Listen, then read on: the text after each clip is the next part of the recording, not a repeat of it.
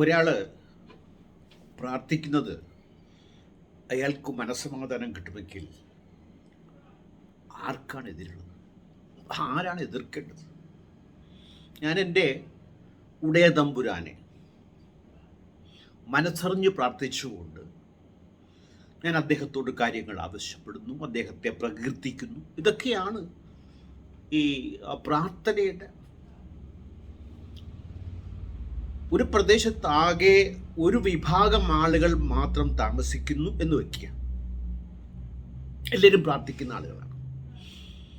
അങ്ങനെയുണ്ടെങ്കിൽ പൊതുവിട പ്രാർത്ഥന, നിരത്തുകളിലെ പ്രാർത്ഥന, തെരുവുകളിലെ പ്രാർത്ഥന, മൈതാനങ്ങളിലെ പ്രാർത്ഥന, ഇതാർക്കും ബുദ്ധിമുട്ടുണ്ടാക്കേണ്ട കാര്യമില്ല.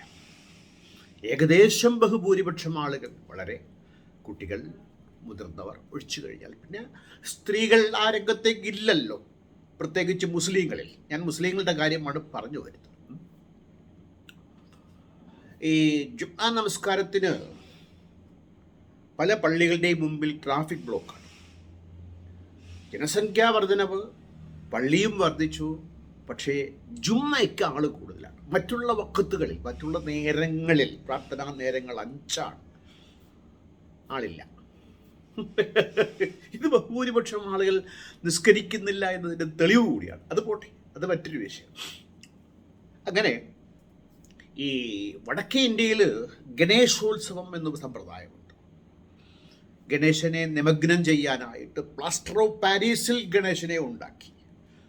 പ്ലാസ്റ്റർ പാരീസിൽ ഗണേശൻ ഉണ്ടാകുമോ എന്ന് ചോദിച്ചാൽ എനിക്കറിയില്ല. ഗണേശന് എന്താണ് പ്രത്യേകത എന്നും അറിയില്ല. പണ്ട് ഇബ്രാഹിം നബി അദ്ദേഹം ജീവിച്ചിരുന്ന കാലഘട്ടത്തിൽ എന്ന് പറയപ്പെടുന്ന ഒരു കഥ, അദ്ദേഹം വിഗ്രഹങ്ങളെല്ലാം തച്ചുടച്ചു, അതിൻ്റെ അമ്മൂട്ടിൽ കിടന്നുറങ്ങി. തച്ചുടയ്ക്കപ്പെട്ട വിഗ്രഹങ്ങളുടെ,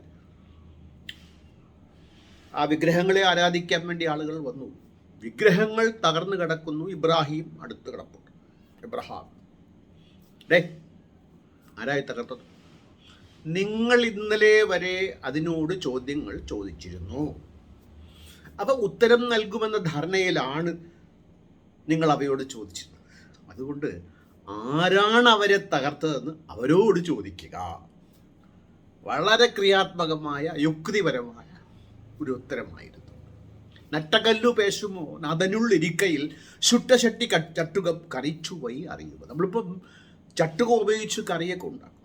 ചട്ടുകത്തിൻ്റെ രുചി അറിയാമോ? അറിയില്ല.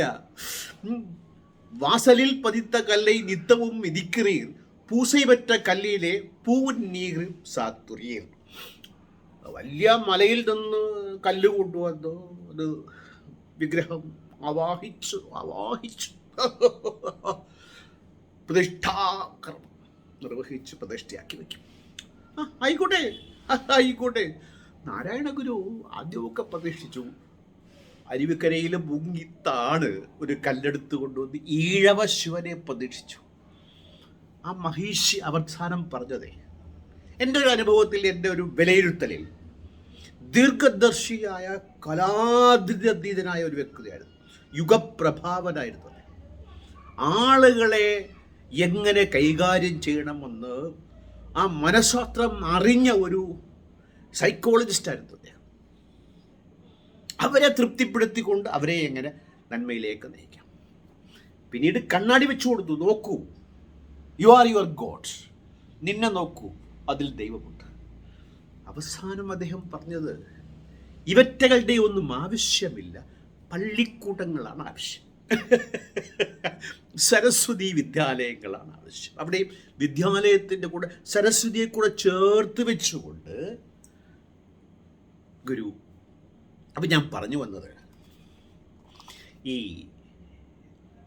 പ്ലാസ്റ്റർ ഓഫ് പാരീസ് നിമജ്ജനം, അന്ന് പ്ലാസ്റ്റർ പാരീസ് ഭയങ്കര ചിലവായിരിക്കാം മാസത്ത്. അതിലേക്ക് വേണ്ടി പ്രത്യേകിച്ച് വിഗ്രഹങ്ങൾ ഉണ്ടാക്കി വിറ്റ് കച്ചവടം. ഈ കച്ചവടം കൂടെ കൂടെ ആണല്ലോ. കച്ചവടമില്ലെങ്കിൽ ഇതില്ല, പണമില്ലെങ്കിൽ ഇതില്ല, ദൈവമില്ലെങ്കിൽ, പാക്കറ്റില്ലെങ്കിൽ ദൈവമില്ല, മതമില്ല. ഇതിനെ കൊണ്ട് ശുദ്ധജല തടാകങ്ങളിലൊക്കെ നിമഗ്നം ചെയ്ത് അതിനെ ഇവിടെ വസിക്കുന്ന മത്സ്യാദി വാട്ടർ പ്രോൺ ജീവികളെ കൊന്നൊടുക്കുക, അതൊന്നും വിഷയമല്ല. ഈ തലയ്ക്കകത്ത് മറ്റത് കയറിക്കഴിഞ്ഞാൽ ഇനി ലോകത്തൊന്നും മനുഷ്യനെ വിഷയമില്ല. പിന്നെ അല്ലേ മീന്, എവിടെ മീന്? മീനാവാതാരം മനുഷ്യനെ തോക്കെടുത്തു തല വെട്ടിക്കൊല്ലുക, കൈവെട്ടുക, കാല് വെട്ടുക, 17 വെട്ടുക. ഇതൊക്കെയാണ് ഇത് തലയ്ക്കകത്ത്. പ്രത്യയശാസ്ത്രവും ദൈവവും തലയ്ക്കകത്ത് കയറി കഴിഞ്ഞാൽ പിന്നെ മനുഷ്യൻ്റെ തല നൂറ്റാണ്ടുകൾ ലക്ഷക്കണക്കിന് വർഷങ്ങൾ മുമ്പത്തെ തലയായി മാറും. വെട്ടും, കുത്തും, കൊല്ലും, പൊട്ടിത്തെറിക്കും. ഇപ്പം കഴിഞ്ഞ ആഴ്ച 2 തുടർച്ചയായിട്ട് 2 ആഴ്ചയിൽ അഫ്ഗാനിസ്ഥാനിൽ മതമങ്ങ് സ്ഥാപിച്ച് നന്മയുടെ പോരിശയായ ഭൂമി ഉണ്ടാക്കാൻ വന്ന അഫ്ഗാനിസ്ഥാനികളുടെ പോരിശ പോരാത്തത് കൊണ്ട് IS ഷിയാക്കളെയൊക്കെ കൊന്നൊടുക്കുകയാണ്. 45 പേരാണ്. ഒരാളോ 4 പേരൊന്നും എനിക്ക് ഓർമ്മയില്ല. ശരീരത്തിൽ ബോംബ് വെച്ച് കെട്ടി ചിന്നാഭിന്നമാകുകയാണ്. സ്വയം ചിന്നാഭിന്നമായി കൊണ്ട് 45 പേരെ. എന്ത് നികൃഷ്ടമായ കാര്യം. അത് പോട്ടെ, അതൊക്കെ പോട്ടെ. അങ്ങനെ ഉത്തരേന്ത്യയിൽ ഈ ഗണേശോത്സവം നടക്കുമ്പോൾ മിക്കവാറും പണ്ടൊക്കെ വർഗീയ കലാപങ്ങളുടെ വിത്തു പാകിയിരുന്നത് ഗണേശോത്സവ സിമൻ്റ് പ്ലാസ്റ്റർ ഓഫ് പാരീസ് നിമജ്ജനവേളകളിലായിരുന്നു. ഇപ്പം വളരെ ബോധപൂർവമുള്ള കണക്കുകൂട്ടലോടുകൂടി ഉത്തരേന്ത്യൻ മുസ്ലിങ്ങളെ സൈഡ് ലൈൻ ചെയ്തുകൊണ്ട് എന്തെല്ലാം പ്രശ്നങ്ങൾ ഉണ്ടാക്കാമോ അതൊക്കെ ഉണ്ടാക്കിക്കൊണ്ട് ആസാം ഉൾപ്പെടെ, ആസാമിനെക്കുറിച്ച് ഫ്രണ്ട് ലൈനിൽ കഴിഞ്ഞ ലക്കത്തിൽ അവർ ദീർഘമായ, വായിച്ചാൽ മനസ്സു മരവിച്ചു പോകുന്ന രീതിയിൽ ഒരു വിഭാഗം ആളുകളെ മാത്രം തെരഞ്ഞു പിടിച്ചു വീട്, കൃഷിസ്ഥലം ഒക്കെ ലക്ഷക്കണക്കിന് ആളുകളുടെ തെരുവിലേക്ക് വലിച്ചെറിയുകയാണ്. ഒരമ്മ തൻ്റെ വീട്ടിൻ്റെ എല്ലാ സാധനങ്ങളും എല്ലാ സാധനവും എന്ന് വെച്ചാൽ എന്തോന്ന്, ഒരു കൈവണ്ടി കയറ്റാം, പഴയ കൈവണ്ടി കയറ്റാം, അത് തന്നെ എല്ലാ സാധനവും. അതിൻ്റെ മുമ്പിൽ വിലപിച്ചിരിക്കുന്ന ഒരു കാഴ്ചയുണ്ടല്ലോ, ഹൃദയഭേദകമാണെന്നേ. ആ സ്ഥാനത്ത് നിങ്ങളത് പ്രതീക്ഷിച്ചു. ഭരണാധികാരികളത് പ്രതിഷ്ഠിക്കില്ല.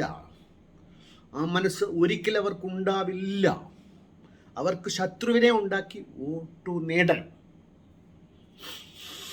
അങ്ങനെ BJP ഹിന്ദു പരിവാർ, ഹിന്ദുക്കളൊന്നുമല്ലേ. ഇന്ത്യയിലെ ഹിന്ദുക്കളും മുസ്ലിങ്ങളും ഇജാതി ആളുകളല്ല, ആ മതത്തിൽപ്പെട്ടവരല്ല.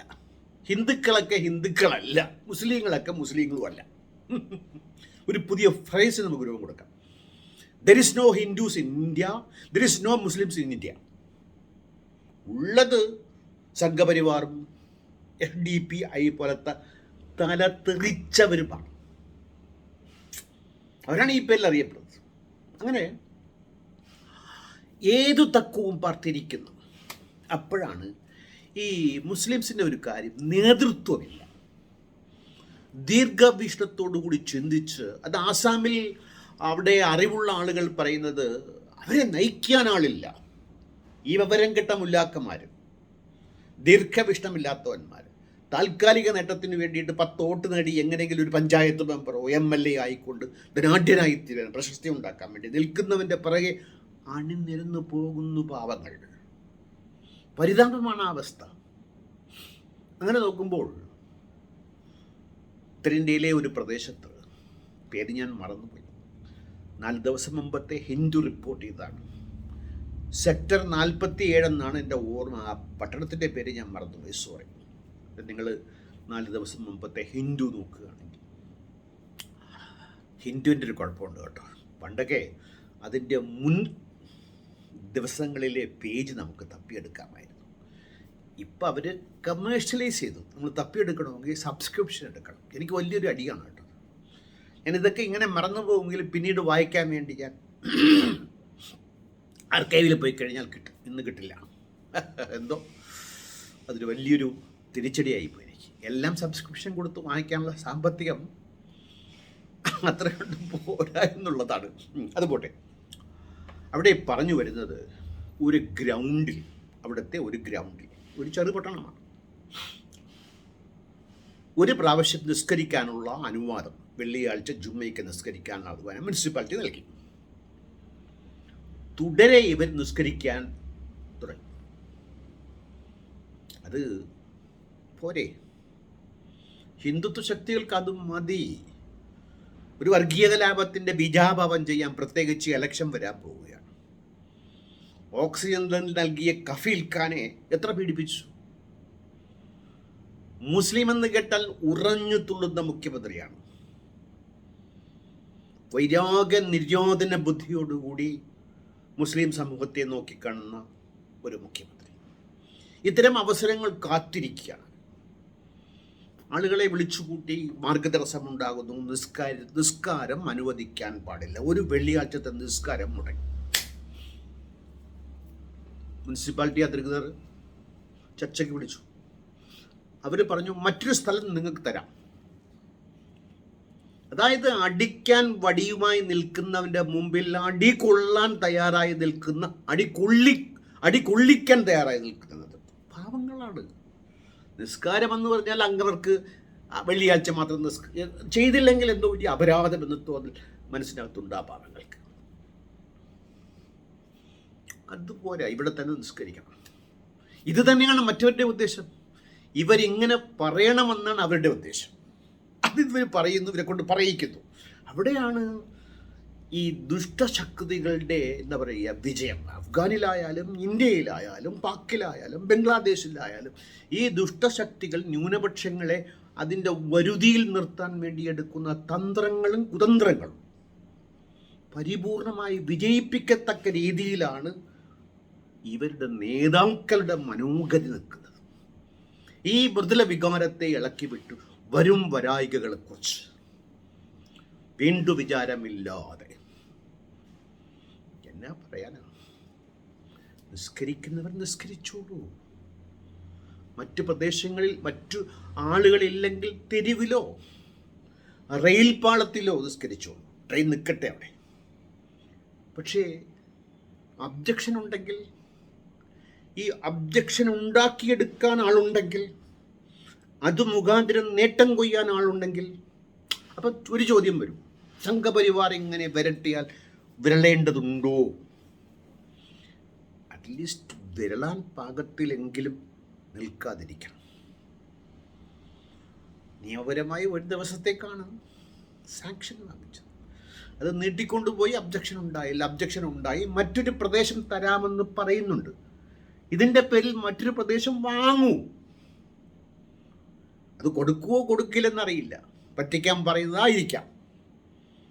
പറ്റിക്കപ്പെടുകയാണെങ്കിൽ അപ്പോൾ സമാധാനപരമായ സമരം മുഖങ്ങൾ വെട്ടി തുറന്നു. അതല്ലാതെ ഈ തെരുവ് ഗുണ്ടയുടെ മുമ്പിൽ ന്യായം പറഞ്ഞു നിൽക്കാൻ പാടില്ല. അവൻ തെമ്മാടിയാണ്. അവനെ ഉപദേശിക്കാൻ പോയിട്ടും കാര്യമില്ല, അവൻ്റെ നിന്ന് ന്യായം പ്രതീക്ഷിച്ചിട്ടും കാര്യമില്ല. ബുദ്ധിയുള്ളവർ ഒതുങ്ങുക, അല്ലെങ്കിൽ ബുദ്ധിപരമായ നടപടികൾ സ്വീകരിക്കുക. നിയമപരമായ നടപടിക്ക് പോവാം. അവിടെയും പ്രശ്നങ്ങളുണ്ട്. അത് ഏത് പ്രദേശമായ ലോകത്ത് എവിടെയായാലും ന്യൂനപക്ഷമാണോ?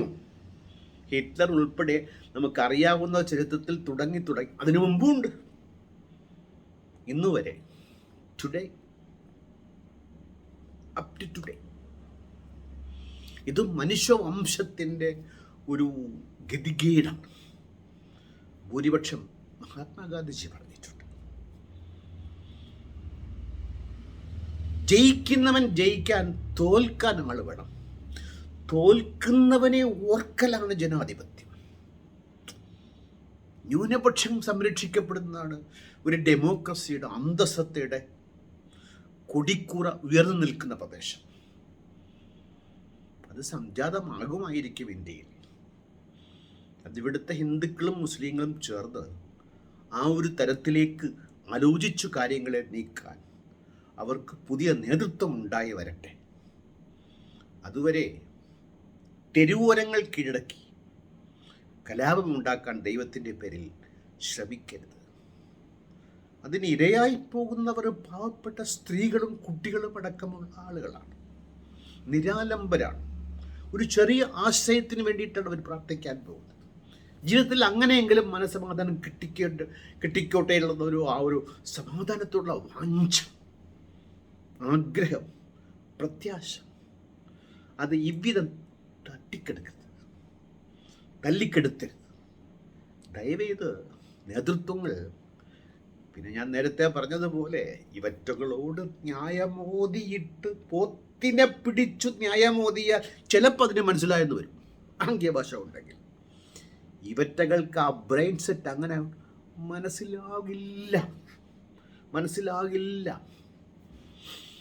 അത് മനുഷ്യരുടെ ശാപം.